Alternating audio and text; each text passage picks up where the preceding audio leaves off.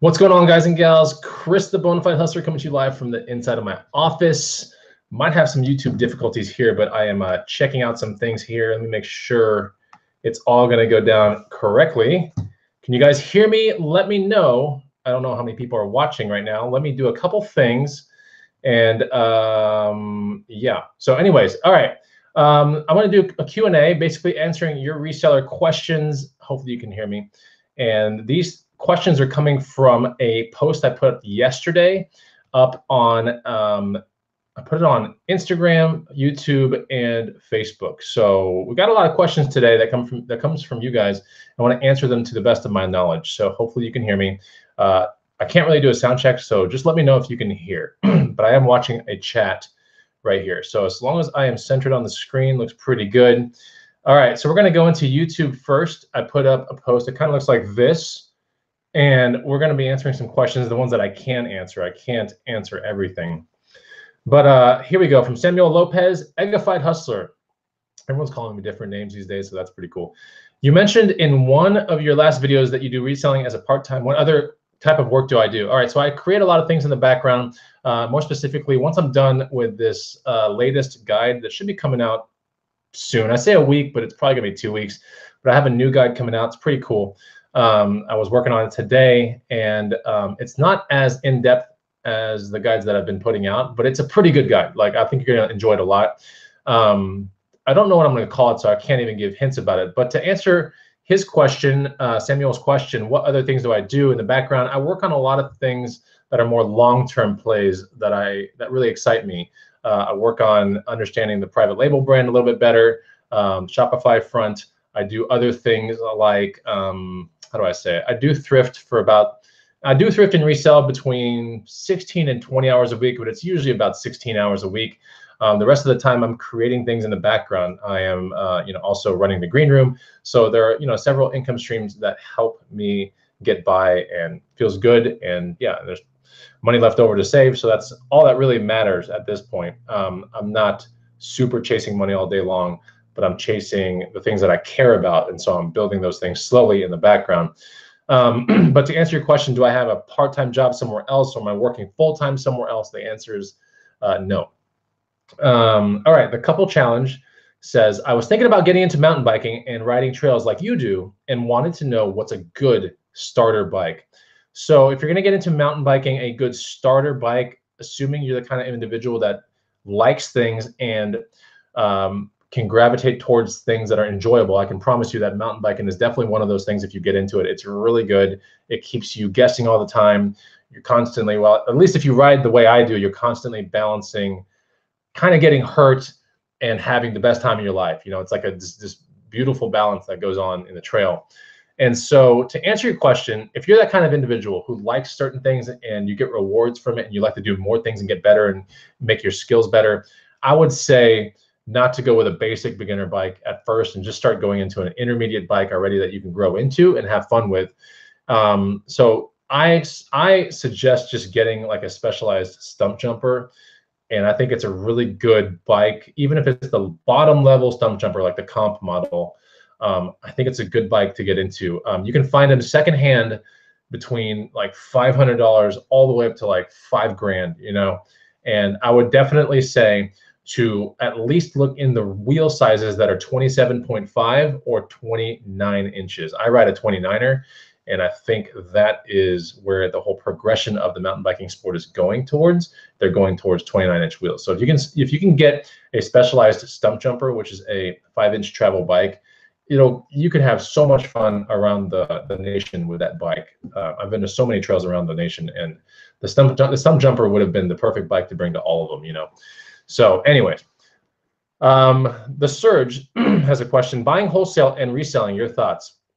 I don't do wholesale, and I think if you're going to do wholesale, you better have a garage space cleared out for it, or a whole garage cleared out for it, or get into an actual warehouse. But yeah, I think if you're going to be buying wholesale, a lot of these wholesalers like to see legit places. At least a lot of the big ones that I know of like to see legit storefronts and stuff like that, possibly even websites to go with your wholesale, things. Then yeah, if you're going down that road and you can do that, that's great. Outside of that, you can do wholesale with small micro shipments to your garage that come in, sometimes like a pallet, maybe 2 pallets. But a lot of times when people are referring to wholesale, they're referring to kind of bigger things, and if you do the whole Rally Roots thing where you do kitchen materials and stuff like that, these are coming in boxes that are not exactly very small. And so when you buy 100 at a time, you'll smoke up a garage in about 2 seconds. So you have to be careful with what you're buying, and understand that there's going to be some overhead when you really want to get into it. I personally don't want to get into it, but that's just my personal thing. Like my happiness lies in other things. So, but I think it's a great way to make money as long as you have good relationships with your sellers, your accounts. You said, this is from Denon Dean. You said in one of your other Q&As that you list eBay items for 7 days. What are your reasons behind this? I think I have an idea, but I would like your explanation on it. I can't thank you enough for all that you do, man. So I think that the reason why I do 7 days and not 5 or 3 or GTC is because I just like activity every 7 days. I like to be able to go into my listings whenever I want and change prices, but usually every 7 days I like to refresh something or change a price or experiment with certain things. Like this month, I'm experimenting with doing best offer on all my listings. Now I can't really say, because we're 2/3 into the month, it's the 20th today. I can't really say if it's something I enjoy or not, because let's face it, if you do best offer on all your stuff, there are a lot of lowball offers that come through. I mean, literally every freaking offer just seems to be a lowball offer. Very few seem to be $10 under what I am asking, for example, and if I ask an average of 70 to 100 for most items, then I'm getting offers for 35 and 20 and stuff like that. It's really annoying. So, but I can't just stop this right now. I want to go till the end of the month and see how it affects my sales more than anything. Okay, so into the feed, I see a lot of people in here right now. We have Jeremy, Matthew, and Uniquely Me. What's up, Tracy? We have BK Vending, Christopher Bolton, Big Profits. Christopher Bolton says, you talk too much. Hey, Christopher Bolton, I don't even know why you're here. No, but anyways, that's kind of an odd comment, but I have to talk. It's a Q&A, Okay, so David Roble says, what happened to Retro Aficionado? He was a partner with the Green Room many years ago, like maybe 2 or 3 years ago, and our business interests didn't line up at that time, and so we split ways. And he's a really good guy. I think he lives in San Jose.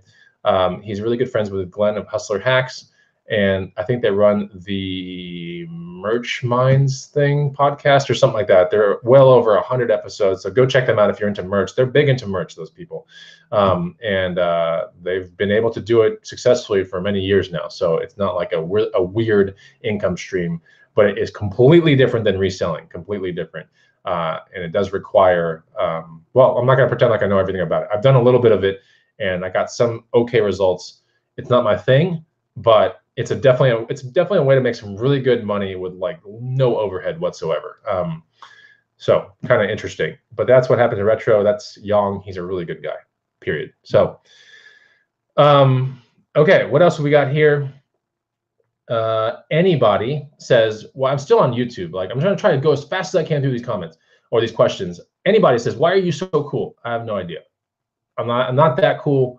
I do cool things, but I'm not that cool. The real question is number 2, what do you do when your sales are slow? When my sales are slow, I reevaluate everything. I make sure that a certain amount of things are merging perfectly fine. Usually when sales are slow, it's because of me. It's something that I've done wrong. So it's usually not relisting everything on time. It's not staying on top of my local listings, things like that. So yeah, that's the reason why if when sales are slow, it's typically, it could be market related. Like, okay, sales are kind of slow sometimes right before tax season because people are kind of getting worried that they might have to owe certain things. And so people don't spend as much money. December can sometimes be a really good month. It can be a really bad month. Let's say if you're into trinkets or clothing, for example, because everyone wants new items for Christmas gifts. So what do I do when sales are slow? I really try to make sure that my things are in line. Like my local listings are always refreshed on time. I am listing good items every single day. And yeah, you just have to do what works when sales are slow. You should never panic. You should just do what works. And usually if sales are slow for me, it's because of something that I've caused. Number 3, so there's a lot of questions from this guy. What kinds of food do you and your wife eat? We eat good food. Usually, as much as possible, we eat organic foods. We eat pasture-raised things, whether it be meat or eggs. What's your grocery list like? I have a couple videos on my other channel called Bod Damn. Those two videos are like what I eat to get shredded, you know, things like that. You should go check out that video. It was filmed not too long ago, and it's literally showing like a Costco haul, like as I bought it, and what I talk about. And I talk about each item, not in detail, but the reason why I pick it. So you should go check that out. It's my other workout channel called Bod Damn. And those are some of the things that I eat. My wife eats a little bit differently. She's on a more ketogenic diet, which is great. She likes it a lot. I did ketogenic or an adaptive keto diet last year. I was able to get intense like mental clarity and really good results, like 9% body fat, like super shredded. Like I just felt really good. But then I think I just got too small for my frame and I didn't like it as much as I thought.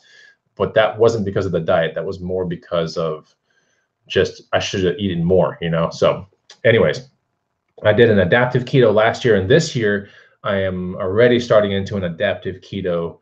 It's like keto-ish. It's not quite keto though. Mersing Bro says, who would win between a fight, a honey badger and a rattlesnake? I think a honey badger would, because they're really, really agile, and a snake usually doesn't have like that whole 360-degree like attack mode thing going on. But a honey badger is very nimble and can pivot really easily. A snake, not so much because it doesn't have any legs. So I think a honey badger would win, honestly. Daniel Gray, how do you feel about people that give you lowball offers? So all my lowball offers typically come from eBay, and some come from local things as well. How do I feel about people that give me lowball offers?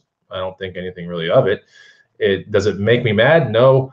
I just, you know, I just decline it, right? Do I ever hold items for people? No, I never do.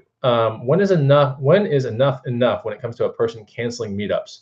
I usually have good enough items that I don't deal with cancellations and stuff like that. Usually cancellations occur or when you have people that are attracted to the wrong kind of products. I don't know how to explain it, but I've always said that, you know, motocross gear, cell phones, things like that they attract shady people. Sometimes shady items attract really shady people and people that are just not punctual. But I find that when I deal with sporting goods or like, you know, the kind of things that everyone knows that I deal with, those people are like, yeah, that's like the only thing on Facebook Marketplace or Craigslist of that kind. It's my size. I have to go get it. You know, like I don't deal with a whole lot of Yeezy 350 Boost shoes or anything like that, where you're dealing with people that are just not on time all the time. They might even work at some really crappy jobs and they just want to spend their every last penny on this last item, you know, but they just can't seem to make it there, car troubles, whatever. So I don't ever hold anything for anybody. No. When is enough enough? Usually I kind of get standoffish when someone starts texting me or they're like, yeah, now I can come again. Sorry about yesterday. You know, usually I won't respond to them or something like that. So it's like an internal feeling. If I feel as if they have a genuine reason why they were not there, then I try to work with them. But if they're just like, I don't know, if I feel as if they're using me, then I don't talk to them anymore. Okay. Casey Snipe says 85 watchers and only 10 thumbs up. Yeah, please hit the thumbs up button. I would greatly appreciate it. I'm not looking at the other thing whatsoever. I'm just looking at the feed right now and reading off this. I'm gonna try to get through this as much as I can, as fast as I can. What are the benefits of a local booth versus eBay? So I have an antique booth. I've had it for probably like 5 or 6 years now. You can put eBay items in there if you want. I would have to go there every single day. And like if something sold on eBay that was vintage, retro, or antique, I would have to go pick it up from the booth and send it off. So I don't quite do a lot of that. Usually if I have something that's vintage, retro, vintage, antique, or retro that's on eBay, it'll be also in my garage waiting to go in a box that'll more than likely be cross-listed as well on 2 different avenues, those being Craigslist and Facebook Marketplace. So what are the benefits of a local booth versus eBay? I don't think you can really compare both. A local booth really here in Austin, Texas is great for flipping Pearl Snap shirts, which if you take Pearl Snap shirts to eBay, you don't get very much for them typically, unless you're really content on, you know, $20 selling items, but that's no way I want to get into that ball game. So there are a lot of benefits. I can get into all the Pearl Snap shirts in the world. I can get into all the boots in the world. I can get into all the tin letters in the world and all this really cool stuff, jackets and things that might not have resale on eBay, but they're really cool looking as people pick them up, you know, for the winter season out of my booth. So things like that. Yeah, so that's to answer that question. I don't think you can compare both. I think a local booth is cool if you have local places you can source things from that are like mid-century modern desks or tables. I think the booth is really good for things like that, like especially good for things like that. They're just not there all the time, or old lockers. So you have to kind of make booth rent and then some with these other smaller items. And so when you look at my booth, there are a lot of those smaller items there, and I'm always constantly looking for like the bigger things that are like the nice home runs that you get on your every 2-week check kind of things. My last home run at the booth, that was just like a home run. It was cool. You know, it was like a pair of elk antlers, for example. So I thought that was a pretty good one. But we're always looking for like wingback chairs, and we're always looking for awesome desks and mid-century this and that. We're always looking for all those things, and then we have trucks so we can bring them to the booth if we need to. Joe Molina, why do I have an egg sign, egg sign in my kitchen? I don't know. We just found it at some market fair thing, and my wife liked it, so that's why it's in my kitchen. Jillian Lee says, do you do any personal training work? Have you ever made a meal plan for yourself or others? Yeah, I've been on my meal plans for like 2 decades, you know, basically. Do I do any personal training work? I used to do one-on-one personal training here in Austin, Texas. And it's not that it wasn't time consuming, it's just that my time is very valuable. And so I was charging 30 to 50 bucks an hour to work out at my home gym and like just run people through the ringer. And some people stayed with it, and some people dropped off because of work and some just other random things that happened. So it's good. I am just thinking at this point in my life that I don't like doing personal training anymore personally. I did not get recertified on my NASM NASM certification because all the people I trained with that wanted to train with me never even asked me about any of that stupid stuff. And it is stupid stuff to have some corporation tell you that you are certified now. You know, it only helps if you are applying to work out or to work for a gym or something like that, or if you want to be a private personal trainer. Then having these certifications somehow impresses other people. That's great. But for the kind of people that I want to attract to my side of physical fitness, I don't want people that care about certifications. I want people that look at me and they go, this guy knows what's going on because he's always been in shape his entire life. Like he just knows something. Like that's discipline, and that's a lot of things coming together correctly. So there are plenty of people that are certified that look like absolute hell and they don't know anything. And so once you start getting into the workout, you know, regime and the gyms and stuff, you start to see that certifications are junk. You can get certified in like a weekend, sometimes a week, and it's just kind of stupid. You know, it's like that will never trump 2.5 decades of workout experience. Someone that just goes, I want to become a personal trainer, so I'm going to get certified and study my ass off and then take a test after a week, and now I'm a certified personal trainer. Like, come on. Like, that's the reason why I don't agree with CrossFit whatsoever as well, because you can get certified in it to open up like a CrossFit gym, I think in like a weekend. It is insane. Like, it just is so crazy. So yeah, I'm very, very strong on my beliefs when it comes to fitness, because there are a million different ways to fall off when you're trying to get physically fit. And I try to teach people all the ways to combat that, you know, and I don't think personal trainers know what those things are. I just don't think they do. Very few do. Okay. All right. What else? KA says, oh man. Okay. KA says, I have an opportunity to buy a scooter lift for $200. There are solds on that market for over $700 to $1,000. I know nothing about wheelchair lifts. Should I do it? I don't think you should, just because you don't know anything about it. So if you don't know anything about it, why would you buy anything? You know, like if you know something about it and you know how to troubleshoot something or where to look for faults or defects, then maybe you can get into it. But I would not get into it. And that comes from Birdie. JJ says, when did OO start? OO actually started from probably my college years, like the late 90s. So that's where it started. No, late 90s? Yeah, late 90s. Okay, so like I went to college in the late 90s, and there was a girl that I was interested in back then. Her name was Erin, and I just remember like when certain things were said or whatever, or maybe even in the cafeteria there was like a weird looking food, she would always say that, you know, and I guess it just kind of stuck with me through life. And every now and then I would say it, you know, but then I said it a couple times on the channel and it got kind of funny. So yeah, but she would always say it with such fervor, and it wasn't just a ooh, it was just a ooh, you know, like just like that. And so that's where it started. All right, Juan Soriano says, Bonafide. What would you do if you were at a thrift store and you grab one shoe to look up on eBay and the other person next to you comes up and grabs the other shoe and wants to buy it? I probably would just let the person have it.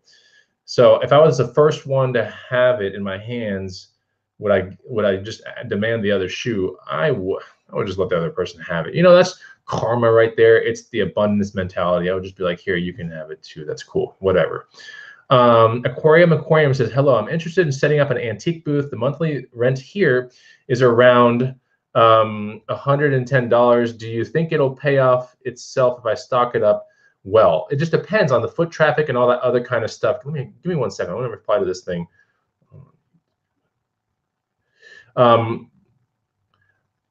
Okay, so the question, let me get back to that real quick. Thanks for hanging with me, guys. I just had to get back to my wife on something. So the question is, interested in doing an antique booth, monthly rent is 110. Do you think it'll pay off by itself, or if I stock it up well? Yeah, if you stock it up well, it should certainly pay off. But if you stock it up well and it's crappy items that nobody wants, and if it's crappy items and no one wants it, then that's a one story. Here's the thing: when you're going to start up an antique booth, you have to, and I talk about this in a guide I have called Booths $2. I never talk about this guide because it's really basic. I think it's only like 20 pages long. It's super. It's a very short read. If you go to bonafidehustler.com, it's sitting there, but I don't ever talk about this guide. I worked on it for like maybe, I don't know, a week, and then I issued it out, but I never talked about it. It is a guide I have, and it's all about antique booths, you know. But I'll kind of break it down for you real quick. If you're interested in doing a vintage, antique, or retro booth, you first have to find an antique mall, and then you have to freaking stay at that mall and check out the foot traffic and see if anyone's holding anything. What kind of foot traffic is it? Is it a bunch of old people walking around with nothing in their hands? Maybe they're just walking around for exercise. Just like sometimes some of these malls in America at early morning, you see a bunch of like old people just making laps with their SAS shoes and all that kind of stuff. So, you know, sometimes people just peruse and they walk them all because it's exercise. Now, if you come into Austin, Texas, and you go to Austin Antique Mall, you'll notice that the people that walk around the mall are like youngins and youngsters, and they just want to look hip and fly. And then you have like the old folk that still appreciate a bunch of the stuff and they buy stuff there. And then you have just every gamut of people possible is in that mall, like throughout the day, like walking around. And then if you look, they almost always have something in their hands or they're touching something in the booth. They really like the things in the booths that are in the mall. And that's a good sign. You want to see people holding things. You want to see the front desk having activity, like they're wrapping some glassware up for somebody, or they are holding something for somebody, or they're on the phone, you know, talking to someone that was interested in a booth item or something like that.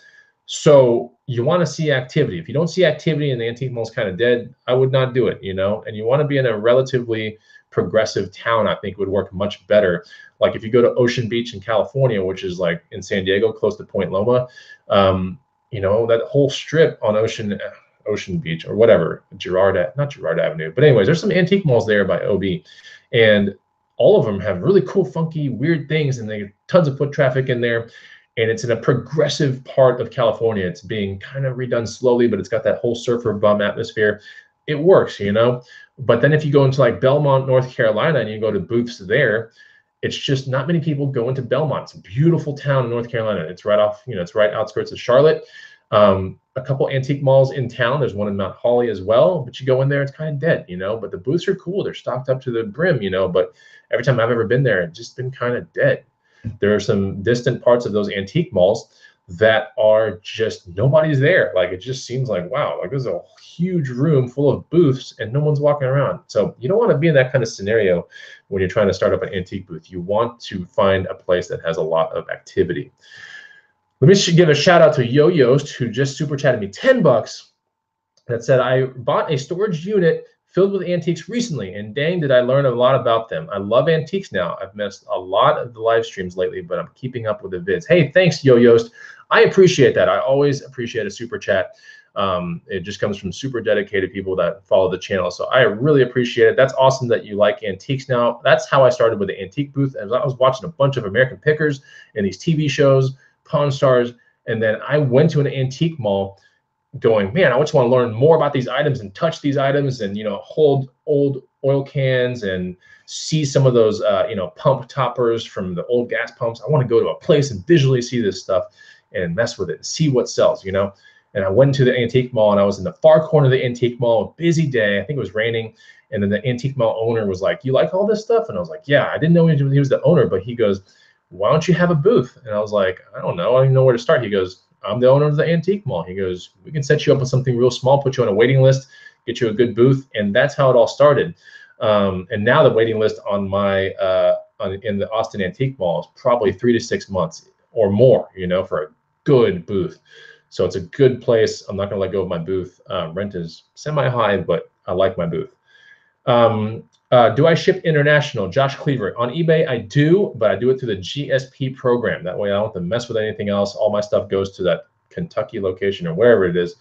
And then it goes from there to other places. But yeah, GSP, Global Shipping Program. And it does eliminate certain countries completely off the list. I don't know what those countries are, but I do GSP. I just shipped something off to Australia like a couple weeks ago.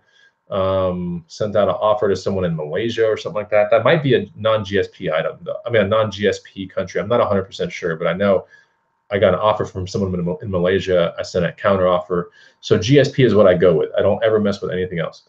Caitlin says, do I use tactical arbitrage and have any tips? I do not use tactical arbitrage because I am not big into FBA. Like as of right now, I'm not like super big into it. I mean, I'll send off a shipment once every 1 or 2 weeks, but I'm not crazy big into it. All right, let's go into Instagram for the questions real quick. Lots of comments from Instagram. I hope you guys are liking this. If not, it's not a big deal. You can jet out and come back later. But okay, let me hold on. I got into the wrong post here.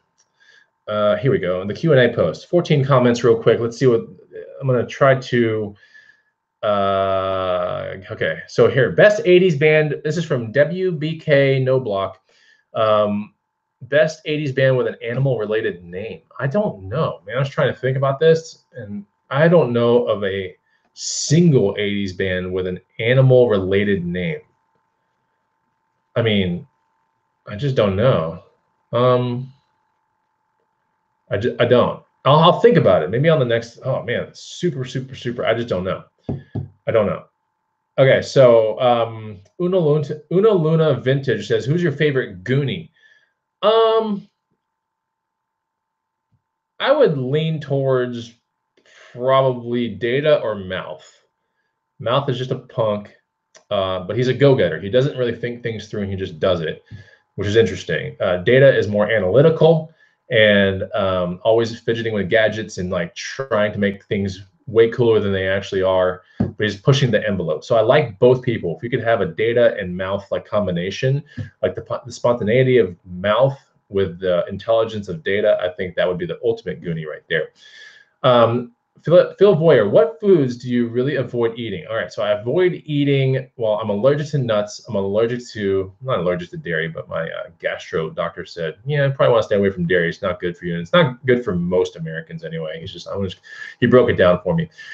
I stay away from most gluten things as well. But outside of that, I stay away from fried foods. I stay away from very sugary things as well.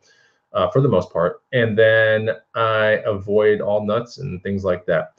What's an easy way to eat smart? So Phil Boyer, this is one of the things. After my next guide is coming out, I'm dedicating a pretty hefty amount of time to creating my first workout product. And what's an easy way to eat smart will be addressed in that workout product, which hopefully will have a 12-week workout plan, if not more, along with a generalized like diet of like how I do it, how I eat, and how I drop weight effortlessly whenever I want to, and I still feel good. That's the most important thing, because anybody can drop weight fast as hell, but how do you feel up here dictates, how long the weight will stay off.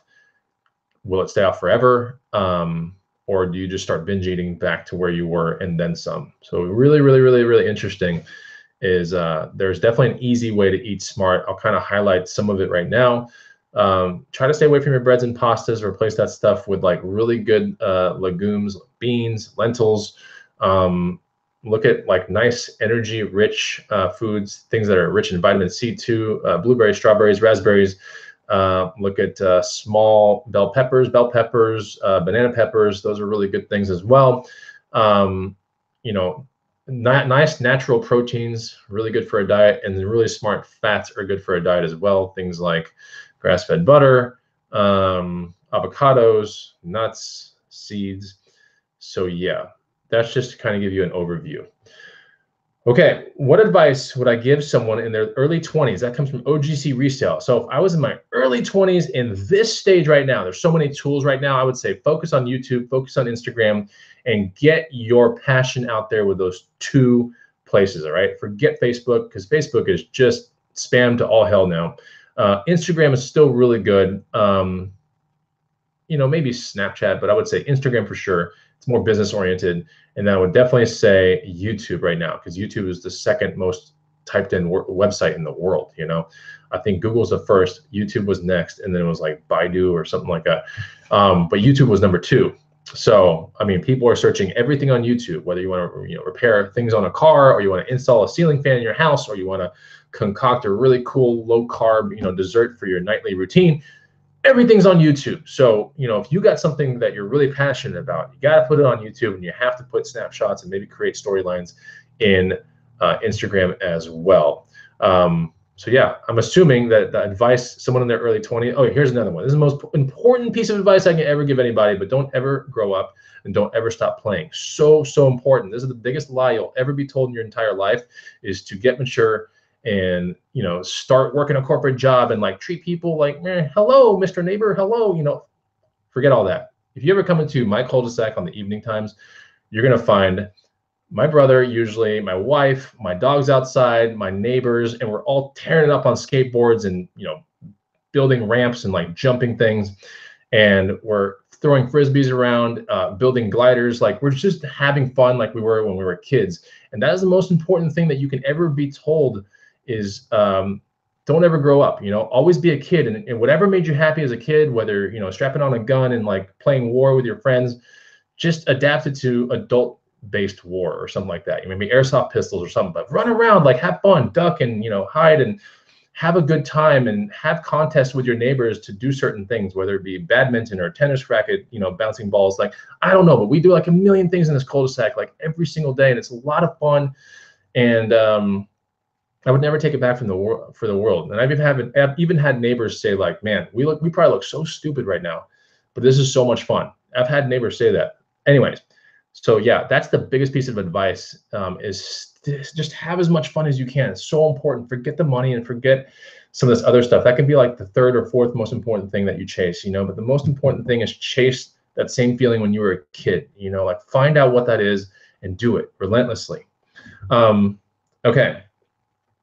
Home Run Team 19, what is your overhead you need to cover? How much do you try to save each month? All right, so like right now, I'm getting closer like every year to paying off the house, so that's pretty cool. My overhead every month is somewhere around the vicinity of $2,400 or something like that. It might be even less, but I think it's around $2,400. So I'll make well over what I need, and that's just how I live. Like, I live not super lavish or anything like that. I like strategic, things that I'm into. Like, I have a 4x4, but that's to also bring me to remote places, to see Mother Nature, like distant from roads and things like that. I'm a really active guy. I gotta carry gear around and bikes and stuff. So I like having that thing. It's not the best thing on gas, but it's the most aligned vehicle with my lifestyle. We have a boat as well, and when the summertime comes, in about actually like a month, we get on that thing and we work on wakeboarding and wake surfing, and we do skills-based things on that boat. It's a lot of fun. It does cost some money to operate that thing, but it's not a terrible thing to have. It's terrible if you get on a boat all day long and get wasted on it, and you park yourself at a cove and you just get hammered all day. Like, that's pretty much the dumbest use of a boat ever. But if you're actually using it for sport and like finding flow state and things like that, I think it's a terrific investment, because sometimes there's no other way to do that unless you have a boat, and I really enjoy lake-related sports. The house that I have is a house that I bought in 2004. And currently there's about 92 grand left to pay on it. So it's not very much. So I'm going to be working on paying that off in the next 3 or 4 years or something like that. So, but yeah, I don't live lavishly. I think after my house is paid off, like quite honestly, I've really thought about it, but I've thought about getting a really big van, thrifting across the USA, and going to like all cool mountain biking places, like everything possible, bringing snowboards with me and just having the best time. But there's a lot of things. So that's one of my goals, my big goals, is to get there. In order to get there, I need a lot of things in line. Like I need to have an online business running. I need to have like a super online business running. I need to have the clothing line and some people trained on how to ship things and all that kind of stuff out of probably a warehouse somewhere. I need certain things in line to get there. So it's one of those things that it's part of my 2 and 3 year like outlook, is to have house paid off, private label product, my actual brand doing well, all the workout programs that I have built in the next 2 or 3 years, like selling like hotcakes, things like that. So I'm just following my actual passion. It's the most important thing. Like if it doesn't agree with my passion and where I'm headed and what I've always loved to do, there's no reason for me to do it, you know? The flipping FNG, are there any tips for finding comps on Lucchesi boots? All right, so Lucchesi boots, whether they be, you know, base level Lucchesis or the 1883 line or anything like that, or the handmade line. I think they're all technically handmade, but some might be made in a factory by now. But anyways, are there any tips for finding comps on Lucchesi boots? Yeah, you have to go on Google, first of all, run codes, and then figure out what the composition of the boot is. Most important thing, because when you have any composition outside of just cowhide, usually the Lucchesi boot can be in the 100+ category on resale, as long as the sole's not completely torn up.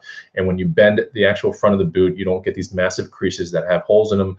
You know, whether you're dealing with gator, cayman belly, you know, smooth quill, full quill, ostrich, stingray, elephant. I mean, there's not a million, but there's probably like 13 different compositions outside of cowhide that are extremely amazing to find, especially in Lucchesi boots. Okay, so like a pair of Lucchesi goat skin ones, for example, like not terribly long ago, maybe 4 months ago, sold for I think $119 or $140 in my store, something like that. And they were like $5 fines in a garage sale. It might even been $1 fine, but that's just an example of something that's not cowhide, which is what most boots are made out of. So yeah, you have to run codes, and you have to run, you know, you have to think differently outside of the box, because Lucchesi has a lot of offerings out there, and some of their offerings are worth a ton, all right, a ton of, but you have to do a little bit of research. So Google Images is very, very important to work with. And then once you figure out what the term of the boot is, you know, whether it be Scotch grain, calf, leather, you know, ankle, you know, lieutenant boot, boom, you take that, throw it to eBay, and then you'll find what is sold in the past 90 days. And typically, if it's a really good boot, it won't be very many, which is a really good sign, meaning you have something pretty rare. And you can probably command $200 to $400 for it, something like that. Big Profit says elephant is not allowed on eBay. I actually sold an elephant boot last year. I think it was a Dan Post or something like that. No, a Larry Mahans or something like that. I did move it through eBay somehow. I didn't know that it was illegal, but I did. Jenemy says update on the road to 200. All right, so the road to 200 listings, really, this is what it was. I'll probably resume it back in March because it was hard to get to 200. I think the highest amount of listings I ever had on eBay last year was like 173. And then it like just went down to 152, then 150 because things were selling and it was just a good time of the year or whatever. And then in this month, I've started doing best offer on everything effective this one camping trip that I had at the beginning of the month. I was like, all right, before I go on this camping trip, I'm just gonna do best offer on everything. I'll put my handling to 3 days since I was only camping for 2 nights. I didn't want to put my store technically on vacation.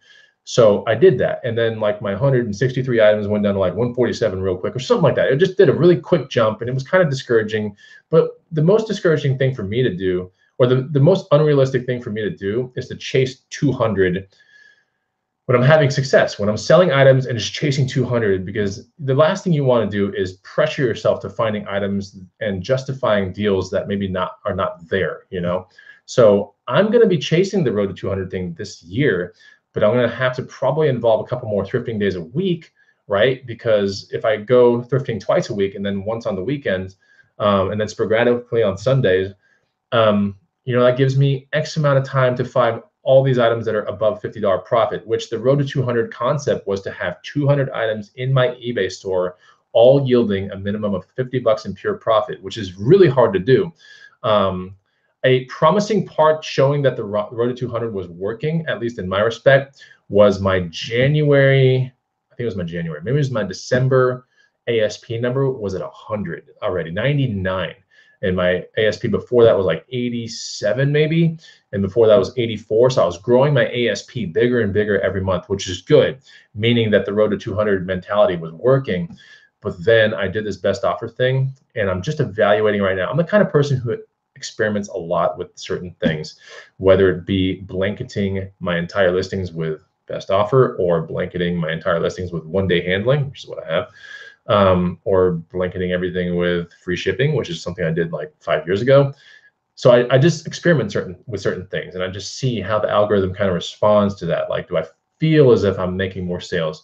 And so that's the update on the Road to 200. I'm still going to chase it this year, but I might have to incorporate another thrifting day in order to get the velocity of items I need in my store. I have a feeling I'm probably going to take the best offer thing off, though, quite honestly.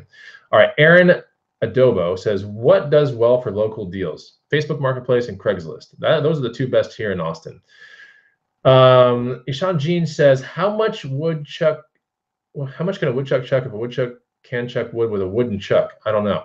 A lot of wood, I would assume. That's a weird question. And then Jack's Reselling says, is your name from the MIA song Paper Planes? It actually is from the name from the MIA song Paper Planes, which was a late 90s hit or maybe early 2000s hit. And that's where I got the term Bonafide hustler. Okay, so that's pretty much the show. I'm going to answer 2 questions that I see in the feed, some random questions I see, and then maybe I'll open up a show later on tonight with my wife or something like that. I don't know. We'll figure something out. I have 2 ride-alongs to edit that I'll try to do tomorrow morning. Joe Molina says, I have also sold elephant boots on eBay as well. I didn't even know, $300 plus. I think my elephant boots went for about 120 or something like that. Celestine says, are you ever amazed by the amount that people spend on eBay? I love the channel. I think, no, I'm not surprised because eBay is one of those really cool places to get one-of-a-kind items. Totally different than Amazon. Amazon's something that you go and you're like, all right, I need toothpaste. I need freaking more of this. I need more of that. I need freaking collagen protein. Just click, boom, and send it to your doorstep 2 days later. But if you're looking for like a really cool, you know, hype wear clothing, Gucci or a Coogee sweater or whatever, people pay crazy amounts of money for this stuff on eBay. It's the only place to get it, really. I mean, you can go to Etsy and you can go to, you know, Depop or you know, the other place that everyone, the Poshmark place.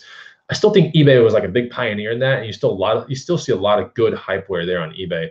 So just to give you an example, and I say hype wear because that's where people kind of battle it out to get that item. You know, there are other places to get hype wear too, but if you want a chance of maybe scoring some for way cheaper than like a store, for example, that has overhead, then eBay is a great place. And I think Depop is too. And I want to say, I haven't looked too much into Poshmark.